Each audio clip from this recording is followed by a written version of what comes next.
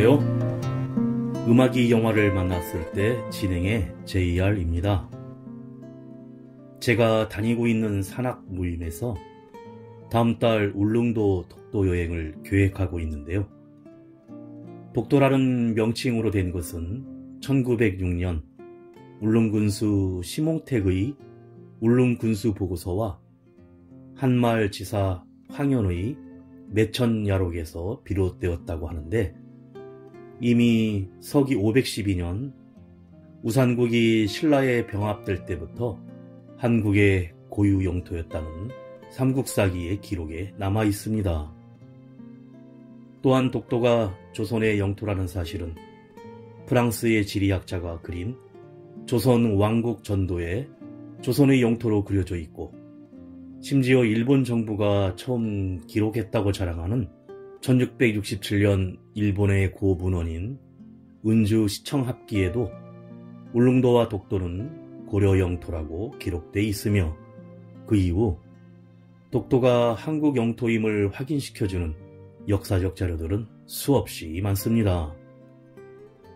근대사에는 19세기 말 대한제국 정부가 독도와 울릉도를 한국 영토로 정확히 표시했던 대한전도를 통해 명백함을 다시 한번 확인시켜주고 있는데, 1945년 8월 15일 일본이 항복한 후에 독도를 한국에 반환하고 연합국의 9.1본 영토 처리에 관한 합의서를 통해 독도는 한국 영토임을 규정하는 자료도 남아 있습니다.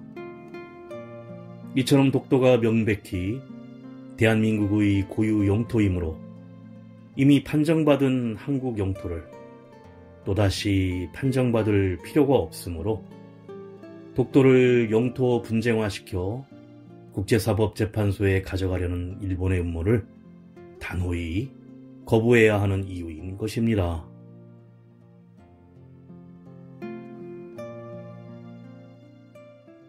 음악이 영화를 만났을 때 오늘 소개해드릴 영화는 지난 2월에 넷플릭스에 공개되었던 한국 드라마 8부작 시리즈 살인자 이응 난감입니다. 먼저 1화에서 4화 전반부를 소개해드립니다. 평범한 대학생인 이탕은 우발적인 첫 살인 후 연이어 사람을 죽이게 되는 황당한 상황이 이어지는데, 자신을 끈질기게 추적하는 형사 장난감과 끝없이 쫓고 쫓기는 게임을 시작합니다. 먼저 가수 강우진이 부르는 러브 듣고 영화 이야기 시작합니다.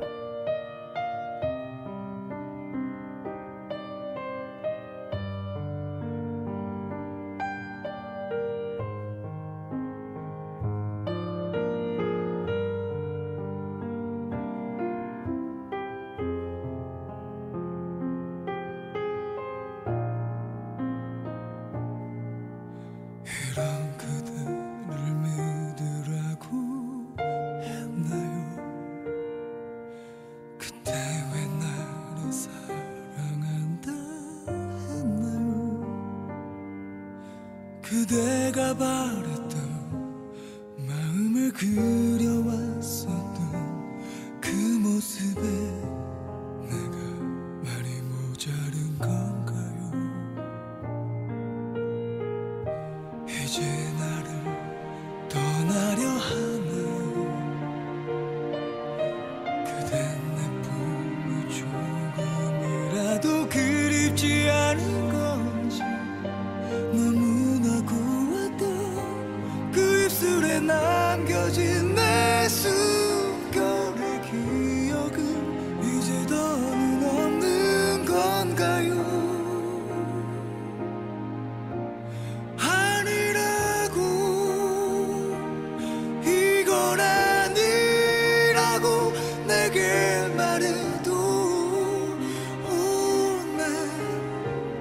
어쩔 수 없이 또다시 그댈 기다려야 하는 이유가 그대에게 부담이 되고 있진 않은지, 난 또다시 다시 널 힘들게 하나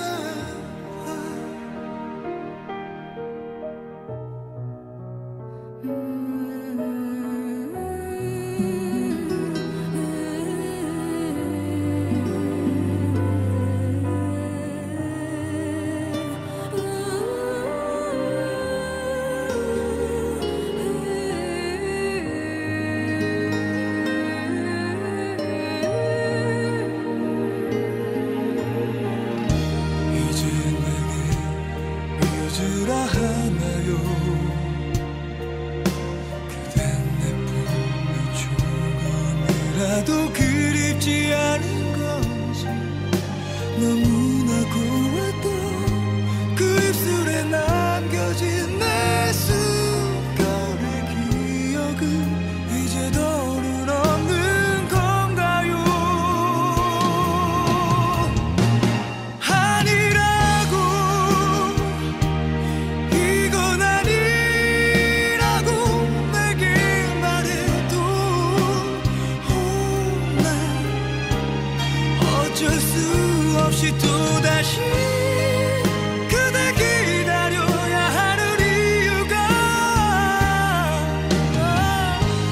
그대에겐 부담이 되고 있진 않은지 난 또다시 널 힘들게 하나 봐 이건 아니라고 내게 말해도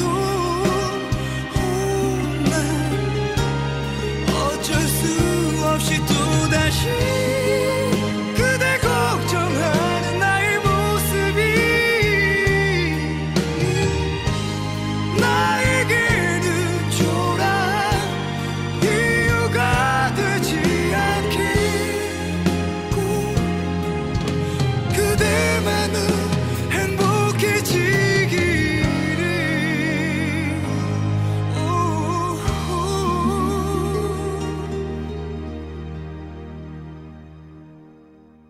평범한 대학생 이탕은 제대한 지 6개월이 지나 복학을 했는데 나름 알바를 하며 열심히 살고 있습니다. 이탕의 누나는 결혼을 앞두고 준비가 한창인데 이탕은 캐나다로 워킹 홀리데이를 다녀오는 게 꿈입니다. 학교에서는 제대로 공부가 되지 않고 취직 준비도 손을 놓고 있는데 고교 절친이자 같은 과에 다니는 경환에게 지루하고 평범한 생활보다 스펙터클한 인생을 한번 살고 싶다고 합니다. 이탕은 살고 있는 원룸에서 벽에 로키산맥 액자를 걸려다 망치가 없어 포기하고는 평소처럼 일하는 편의점에 야간 파트로 출근을 합니다. 얼마 후 술 한 잔을 걸친 두 사람이 가게로 들어와 한 사람이 담배를 사며 반말 짓거리와 욕까지 해대며 편의점 앞 탁자에서 맥주와 안주를 시켜 먹습니다. 그런데 일행 중 한 사람은 그나마 이를 말리고 한바탕 술을 마신 후 쓰레기만 남기고 떠나는데 퇴근 시간이 되어 사장이 교대로 출근하자 편의점이 망치를 빌려 집으로 퇴근하는 중 골목에서 아까 행패를 부리던 아저씨가 길거리에서 쓰러진 것을 발견합니다. 이탕은 깨우려 하다가 옆 골목에 같이 술을 마시던 일행이 걸어가는 것을 보고 불러세워 길에서 잠들면 위험하다고 하자 아까와는 달리 갑자기 욕을 하며 그냥 가라고 소리치고 갑자기 다가와 이탕의 따귀를 날리며 무자비하게 폭력을 행사하는데 순간 학창시절 친구 경환과 함께 일진들에게 짓밟혀 괴롭힘을 당하던 장면으로 전환되면서 그동안 이탕은 반격 같은 선택지가 없는 객관식 인생이었는데 이 순간은 어떻게 어디에서 그런 용기가 생겼는지 이탕이 편의점에서 빌려왔던 망치를 들어 상대방의 머리를 가격하는데 아저씨가 피를 흘리며 쓰러져 버립니다. 그런데 그때 쏟아지는 빛 속 골목 앞에 맹인 안내견과 함께 선글라스를 쓴 한 여자가 지켜보고 있었고, 다행히 시각장애인으로 그냥 지나쳐가자 망치를 현장에 버려둔 채로 이탕은 죽으라고 집으로 달려갑니다. 당황한 이탕은 목욕탕에서 몸을 씻는데 죽은 아저씨가 환영으로 나타나고 체포되어 교도소에 가는 악몽을 꾸다가 아침에 잠에서 깨어납니다. 사건 현장을 찾은 형사 장난감은 각기 다른 골목에서 사망한 현장을 조사하다가 가방 속에 있던 OS 편의점 비닐봉투를 발견하고 편의점으로 찾아가 탐문을 하는데 CCTV 메모리를 받아 분석을 하고 죽은 아저씨가 이탕에게 시비를 거는 모습과 그 이후 망치를 빌리는 모습은 마침 CCTV에 앉은 파리에 가려져 보이지 않습니다.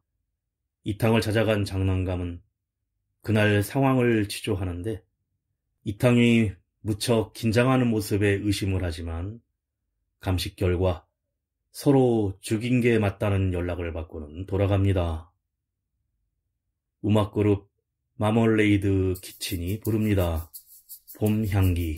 어떻게 하면 좋을까? 두근대면 안 되는데 왜 이래? 너 보고 콩닥콩닥 나 어떻게 된 걸까? 너에게 이런 맘은 위험한데 달리지 마 심장아. 조금 돌아갈까? 그냥 좀 아픈 걸 거야. 기다려볼까?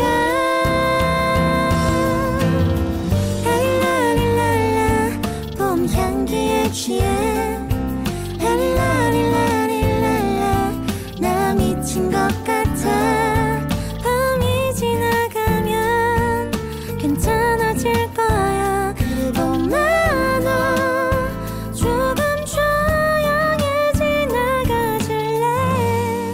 두근대는 맘이 안 들리게. 뭘 입으면 좋을까? 신경 쓰면 안 되는데 왜 이래? 너 때문에 콩닥콩닥 이런 게 설렘일까? 어쩌면 너도 똑같은 맘일까? 말 좀 해봐 입술아. 직진이 필요해. 나 먼저 다가갈 거야. 기다리지 마. 랄라릴랄라 봄 향기에 취해 랄라릴라릴랄라 나 미친 것 같아. 봄이 지나가면 괜찮아질 거야. 봄만 와 조금 조용해지 나가줄래? 두근대는 맘이 안 들리게.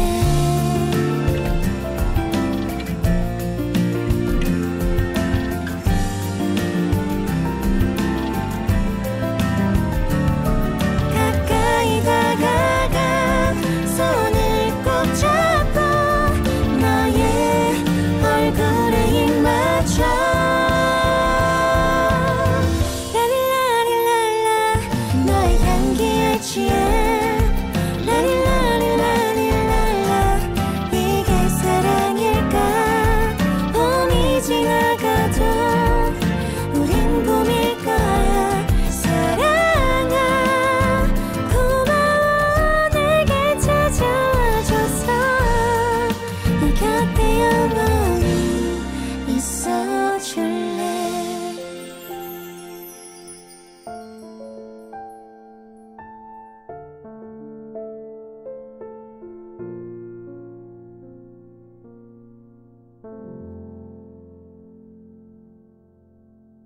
두 사람의 사망 사건은 서로 싸우다 죽인 것으로 정리되는데 죽은 사람의 아내가 경찰의 조사를 받으며 남편보다 아들에게 용돈도 주고 생일도 챙겨주는 친절함에 그만 남편 모르게 불륜으로 발전했고 아들이 독립하면 이혼하고 남편 친구와 재혼하려 했다는 진술 때문에 사건이 정리가 됩니다. 이탕은 살인에 대한 죄책감으로 친구 경원과 술을 마신 후 다음날 해장국을 먹다가 TV에서 이탕에게 죽은 사람이 수배 중인 연쇄살인범 김명진으로 밝혀져 놀라고 경찰서도 발칵 뒤집히는데 인과응보라는 여론이 형성되자 이탕은 자신의 살인에 대해 죄책감이 조금 사라지면서 오히려 나쁜 놈을 막았다는 정의감에 홀가분한 기분입니다.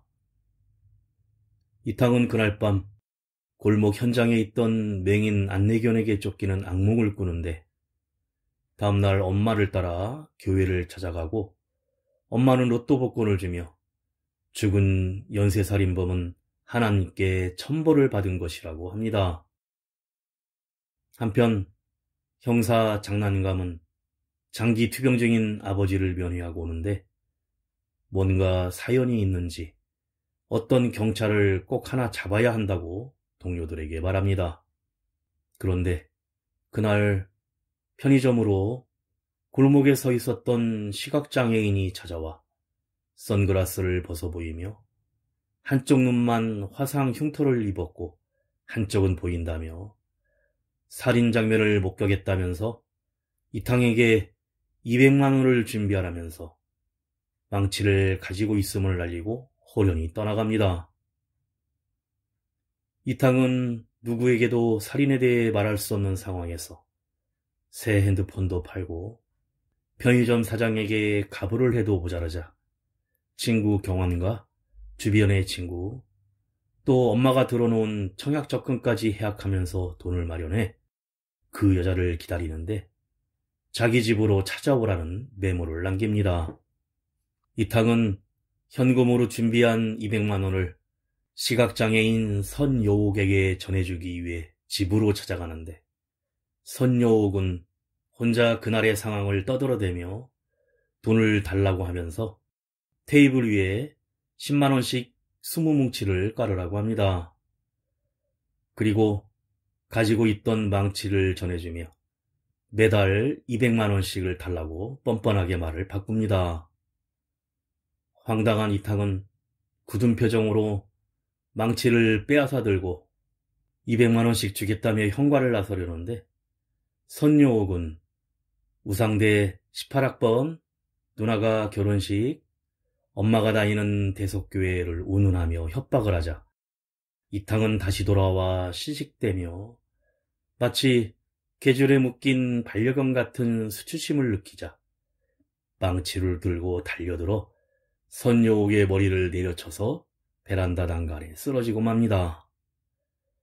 이탕은 돈을 다시 챙겨 황급히 도망을 치지만 집안 곳곳과 대문 문고리에는 이탕의 지문과 혈흔이 가득합니다. 가수 김돈규가 부릅니다. 다시 태어나도.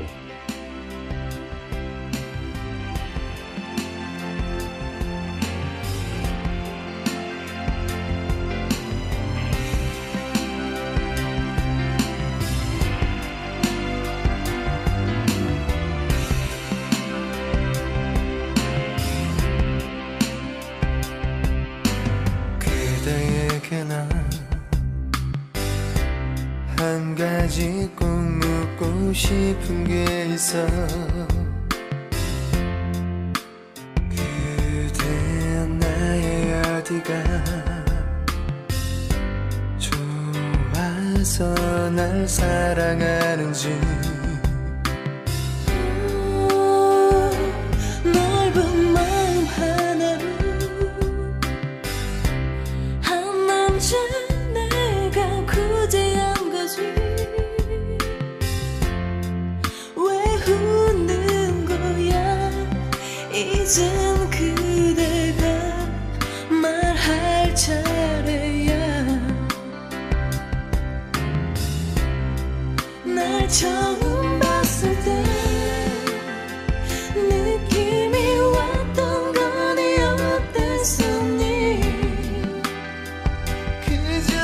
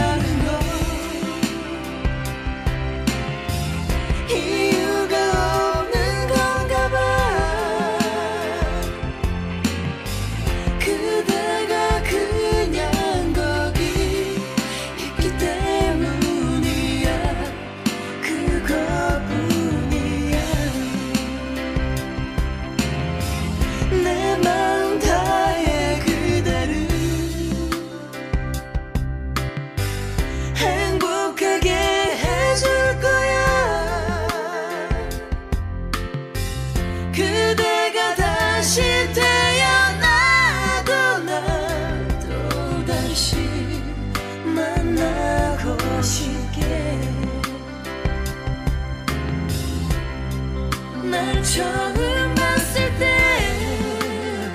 느낌이 왔던 거니 어땠었니 그 전에 사람이란 생각했어 하늘이 보내준 사랑 누군가 사랑하는 거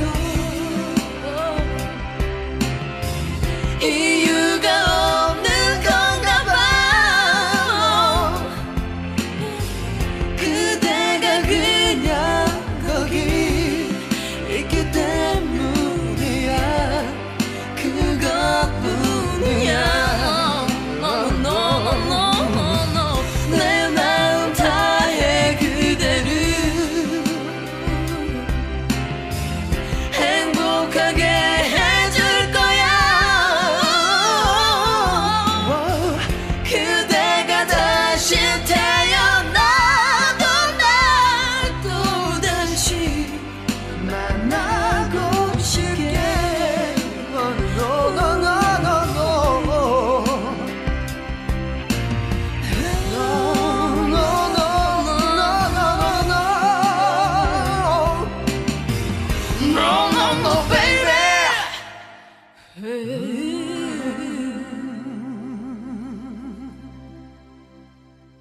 며칠 후 선여옥의 대문 앞에는 배달된 우유가 쌓여지고 우유 배달원이 담장을 넘어 살피고는 경찰에 신고하는데 현장에 나온 형사들은 맹인 안내견이 집 정원에서 계속 땅을 파는 이상 행동을 보이자 자세히 살펴보는데 거기에 백골이 된 시체를 발견하고 장난감 형사는 보험가입 증서를 찾아냅니다.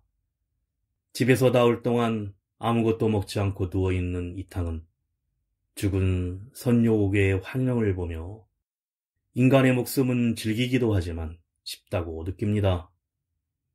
부재중 전화가 32통이나 오지만 받지 않고 자신이 저지른 2번의 살인에 대해 그렇게 많은 증거를 남겼는데도 왜 아무도 잡으러 오지 않는지 궁금해합니다.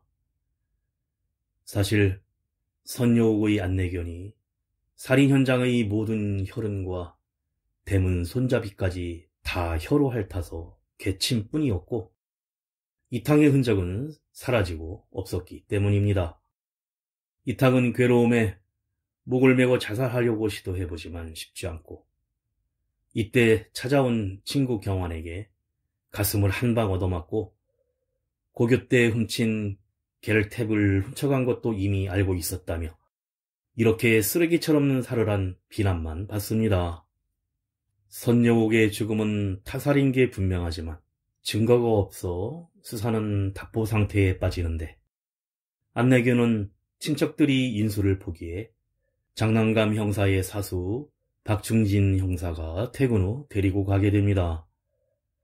그런데 이때 얼마 전 담뱃불을 빌려달라 장난감 형사에게 다그치다 경찰서에 끌려와 혼이 났던 고교생 강재중과 이진성이 공원에서 술을 마시다 박충진 형사를 발견하고 경찰에 대한 복수심에 몰래 뒤따라가 깨진 병으로 복부를 찌르고 달아납니다. 그 시각 이탕은 괴로움에 술을 마시며 노래방에서 진탕 취해 있었고 밖으로 나와 핸드폰으로 뉴스를 보는데 자신을 협박하다 살해당한 선여옥이 부모를 살해하고 암매장한 살인자란 뉴스를 보며 멘붕에 빠집니다. 죽이고 보니 죽어 마땅한 인간들이었고 증거도 없습니다. 담배를 피우며 공터 옆 골목을 걸어가던 이탕은 앞에서 박충진 형사를 찌르고 달아나던 학생 강재중과 이진성을 만나는데 담배를 달라고 시비를 걸며 다가오자 다른 때와 마찬가지로 목에 소름이 돋습니다. 다음날 아침 장난감 형사는 이 두 학생의 살인 현장에 나와 있었고 이탕은 여기저기 상처를 입고 집에서 깨어납니다. 그리고 옆에는 담배꽁초 벽돌 한 장과 쪽지가 남아있고 어렴풋이 어젯밤 누군가 자신을 부축해 집으로 데려왔던 기억과 쪽지엔 도움이 필요하면 연락하세요. 텔레그램 Only for Heroes라고 적혀 있습니다. 가수 태연이 부릅니다. 만약에.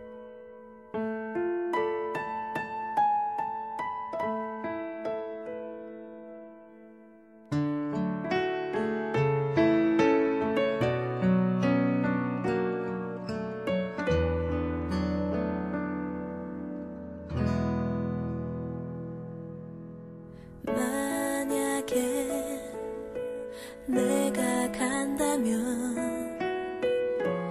내가 다가간다면, 넌 어떻게 생각할까? 용기 낼 수 없고, 만약에 네가 간다면, 네가 떠나간다면, 널 어떻게 보내야 할지 자꾸 겁이 나는 걸. 내가 바보 같아서 바라볼 수밖에만 없는 건 아마도 외면할지도 모를 네 맘과, 또 그래서 더 멀어질 사이가 될까봐 정말 바보 같아서 사랑한다 하지 못하는 건 아마도 만남 뒤에 기다리는 아픔에 슬픈 나날들이 두려워서인가 봐.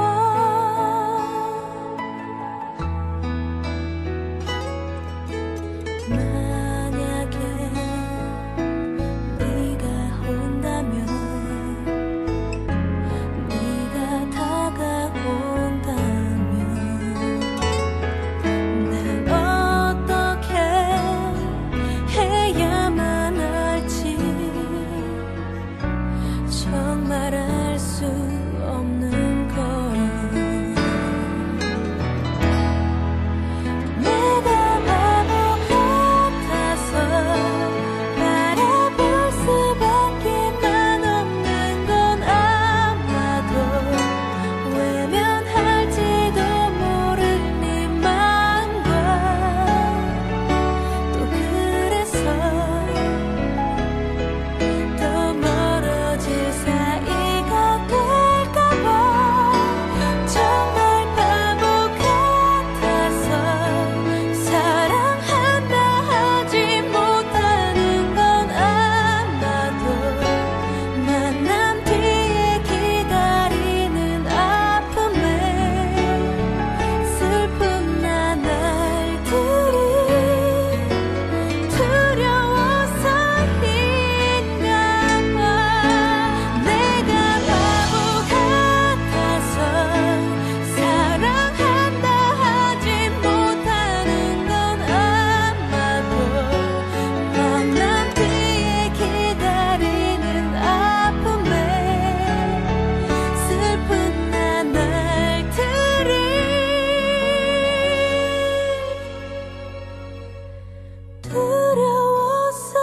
두려워서인가 봐.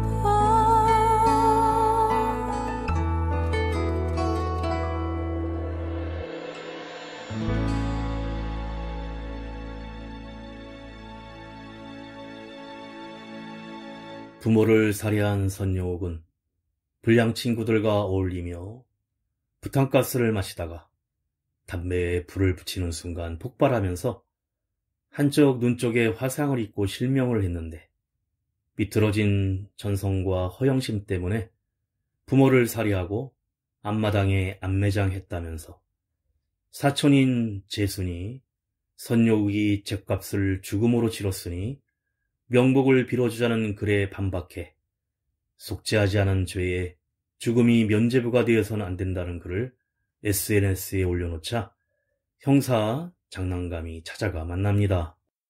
그런데 사촌 재수는 선녀욱이 초등학생 때 얼굴에 끓는 물을 부어 죽이려 했다며 얼굴에 화상 흉터를 보여줍니다. 한편 다행히 병에 찔린 박춘진 형사는 무사히 퇴원을 하고 자신을 찌른 애들이 살해됐다는 사실을 알고 이젠 퇴직 후 은퇴해 이민을 하려고 합니다. 그런데 살해된 학생의 엄마는 조문관 장난감 형사의 뺨을 때리며 범인을 찾아내라고 난리를 치는데 그 여자는 과거 같은 학교 여학생 강연서를 성폭행해 한 달 만에 자살하게 만든 살해당한 강재준의 엄마였고 장난감 형사는 그녀를 알아봤습니다. 그 당시 가해자인 강재준과 이진설은 아무 처벌도 받지 않았고 장례식장에 강재준의 엄마가 찾아와 합의하자며 큰 소리를 치고 난리를 쳤을 뿐 아니라 이후에 이들은 폭행과 절도를 일삼았습니다.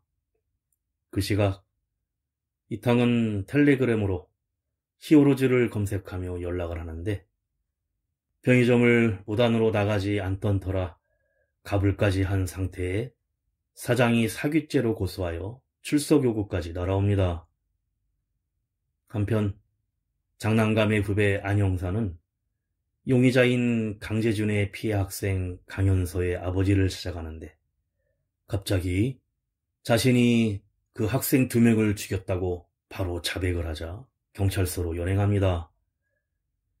자신의 딸을 죽음에 이르게 한 두 학생에게 복수하기 위해 죽였다는 것인데 장난감 형사는 범인은 담배를 피우고 오른손잡이란 사실에 거짓 자백임을 알아챕니다. 딸의 복수를 하기 위해 그날 밤 사건 현장에 있었던 것은 사실이었지만 실행에 옮기지는 못했고 이탕이 두 학생과 싸우다 살해하는 장면을 목격하고 이탕을 집에 데려다 준 것이었습니다. 그런데 후배 안 형사는 장재준의 엄마에게 이미 범인을 잡았다고 연락한 상태였는데 혐의가 풀려 경찰서를 나가던 강현서의 아버지는 갑자기 달려든 차량에 의해 사고를 당해 병원으로 실려가는데 가해자는 바로 살해된 장재준의 엄마였습니다. 안 형사의 연락을 받고 아들의 살인범이라 생각해 복수하기 위해 삐뚤어진 모성애로 저지른 일이었습니다. 가수 조성모가 부릅니다. 사랑합니다.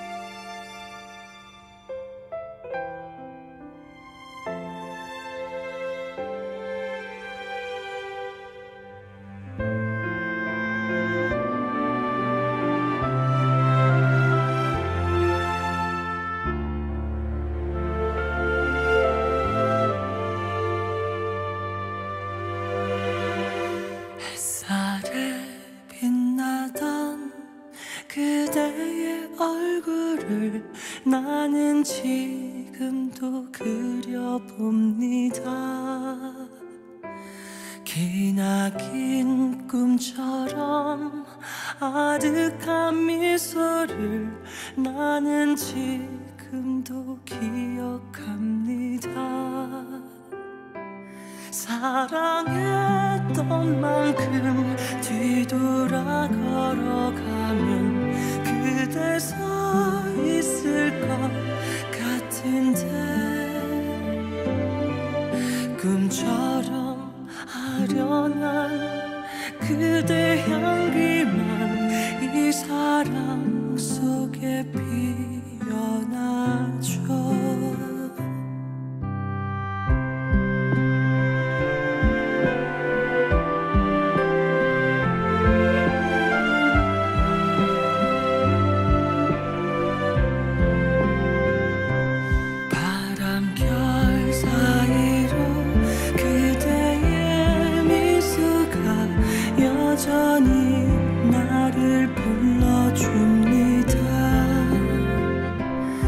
사랑했던 만큼 뒤돌아 걸어가면 그대 서 있을 것 같은데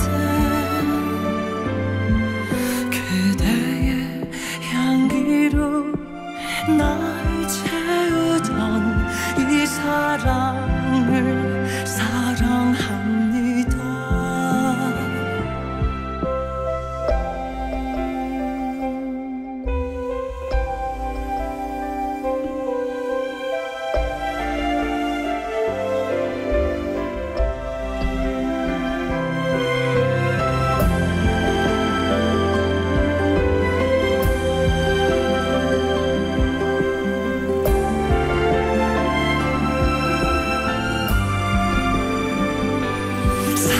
사랑했던 만큼 뒤돌아 걸어가면 그대 서 있을 것 같은데 그대의 향기로 날 채우던 이 사랑을 사랑합니다. 부는 바람 속에 아련하게 서 있는 그댈 느낄 수가 있는데 그대의 향기로 나를 채워주던 이 사랑을 사랑합니다. 이 사랑을 사랑합니다.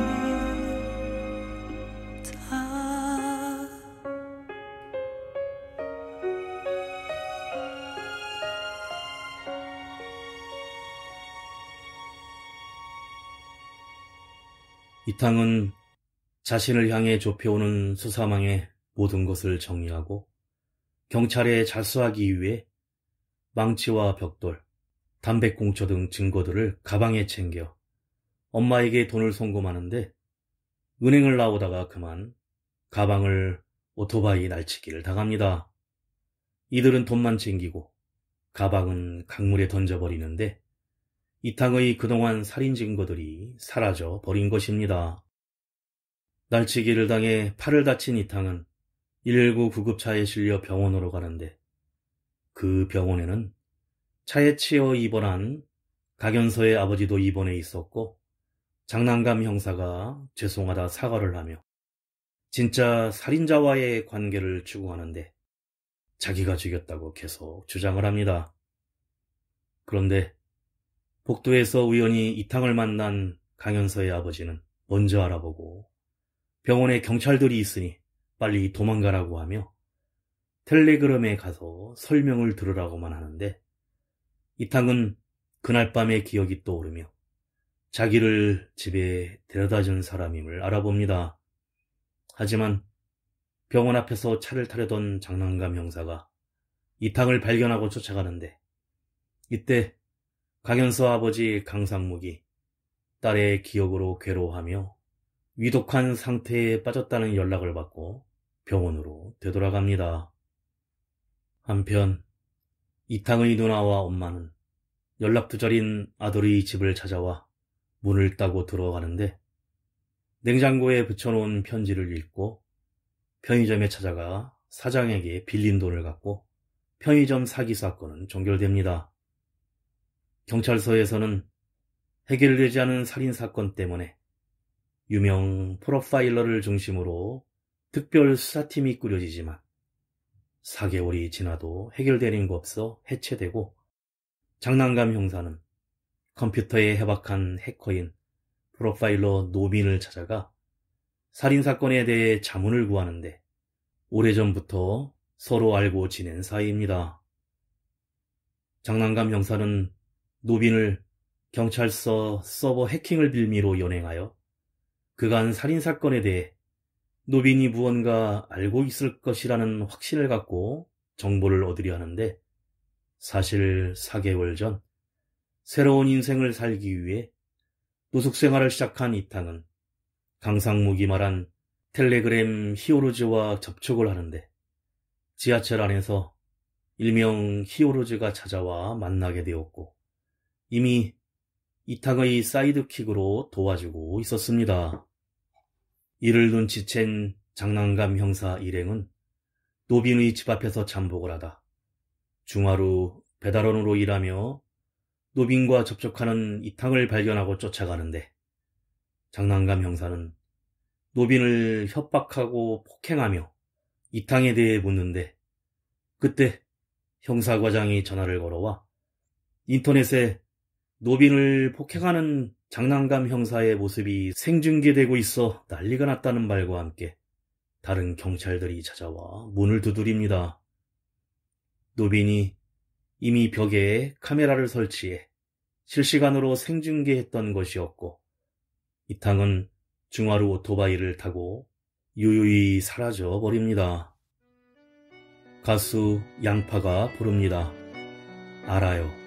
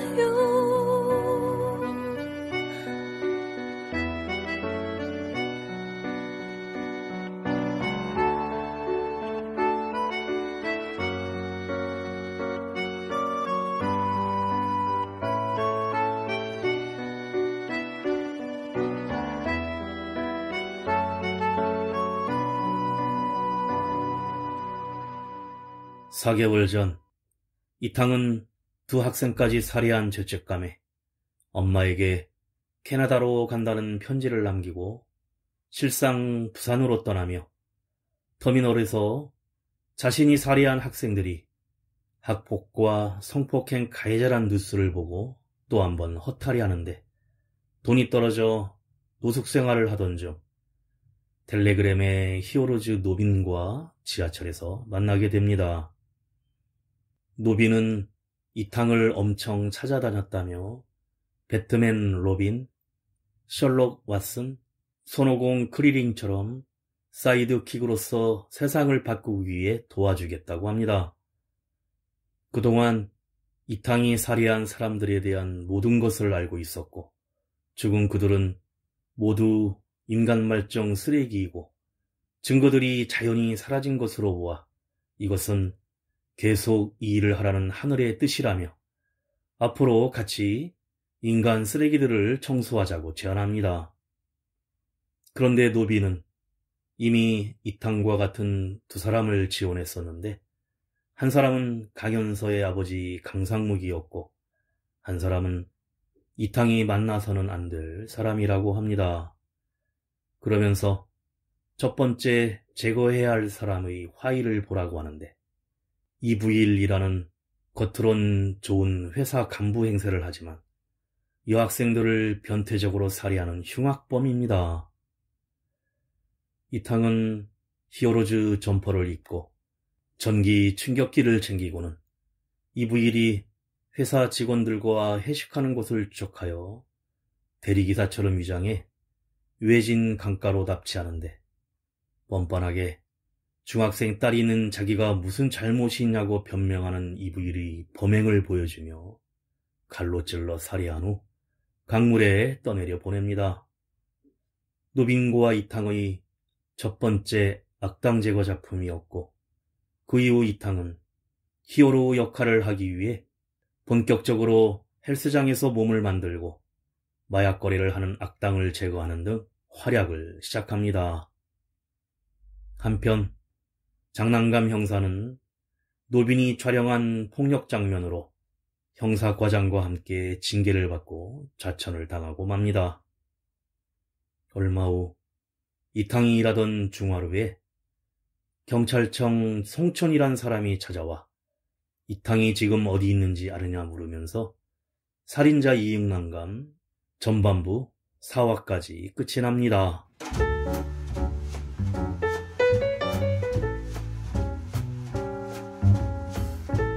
동명의 네이버 웹툰을 원작으로 한 살인자 이응난감은 정의가 무엇인가란 주제를 전달하는데 이탕의 죽어마땅한 놈들은 죽어야 한다와 형사 장난감의 죽어마땅한 사람을 누가 결정할 수 있는가 법이 허용하는 내에서 단죄해야 한다는 충돌 과정에서 죽어야 할 놈을 판단한 너를 믿을 수 있느냐는 질문을 던지고 있습니다.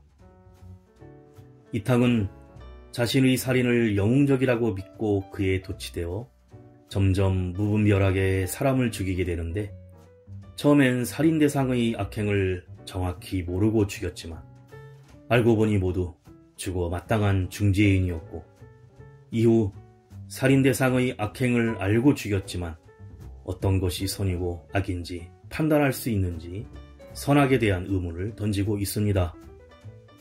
즉 살인 대상이 나쁜 놈이라는 것을 분명히 알고 살해하는 것과 그러한 확신 없이 그냥 살해했는데 알고 보니 나쁜 놈이 얻어 걸리는 것은 윤리적으로 차원이 다른 문제이기 때문입니다. 마치 이탕이 나름의 정의를 갖춘 멋진 다크 히어로란 느낌을 주면서 원래 웹툰 원작이 전하려는 평범함 속의 악에 대한 묘사가 상실되어 드라마가 전개되고 있습니다. 후반부에 5화부터 8화는 다음 시간에 소개해드리겠습니다.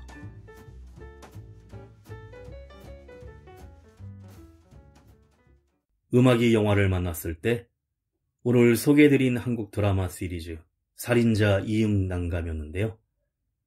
드라마 제목을 살인자 이응난감, 살인자 오난감, 살인 장난감 등 읽는 방법에 대해서 이야기가 많은데 원작 작가인 꼬마비는 읽고 싶은 대로 읽으면 된다고 했다는데 배우 손석구는 살인자 영난감으로 읽는다고 합니다. 넷플릭스에선 공식적으로 살인자 이응난감으로 읽고 있습니다.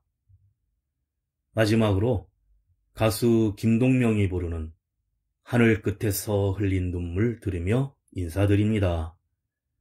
지금까지 JR이었습니다. 오늘도 인생을 영화처럼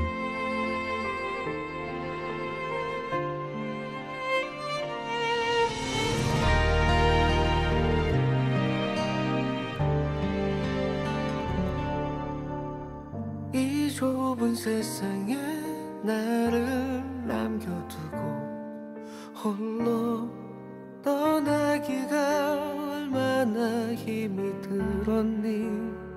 못다한 사랑은 잠시 가슴에 묻어도 머지않아 우린 다시 만날 테니까. 내일이 오면 그 고운 눈빛도